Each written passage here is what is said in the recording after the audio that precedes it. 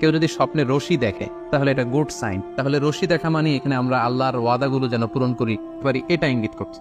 এরপর স্বপ্নে যদি আমরা কাক দেখি, এটা সাধারণত একটা নেগেটিভ সাইন। আমরা যদি স্বপ্নে লম্বা কাপড় দেখি, এটা গুড সাইন। আর খাটো জামা থাকলে সাধারণত এটা নেগেটিভ সাইন। অর্থাৎ যার জামা লম্বা তার মানে তার তাকওয়া বেশি বা তার দিনদারি বেশি। আর স্বপ্নে যদি কারো জামা খুব ছোট খাটো বা জামাহীন অবস্থায় কাউকে দেখা হয়, এটা সাধারণত তার দিনদারি কমে যাচ্ছে বা তার তাকওয়া is decreasing day after day. স্বপ্নে যদি কেউ দেখে সে দুধ খাচ্ছে, এটা একটা ভালো সাইন, তার জ্ঞান বৃদ্ধি পাবে বলে এটা একটা সাইন বা আলামত বহন করে। এবার স্বপ্নে যদি কেউ দেখে যে সে আজান দিচ্ছে, এটাও ভালো সাইন।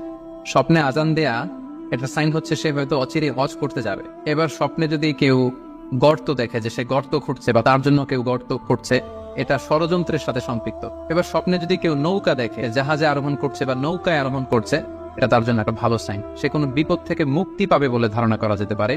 ইমাম মুহাম্মদ ইবনে সিরিনের কাছে এক লোক এসে বলল যে ইমাম, হে ইমাম, আমি স্বপ্নে দেখেছি যে আমি একটি শস্য ক্ষেত্র চাষ করছি কিন্তু কোনো ফসল হচ্ছে না, এটা মানে কি?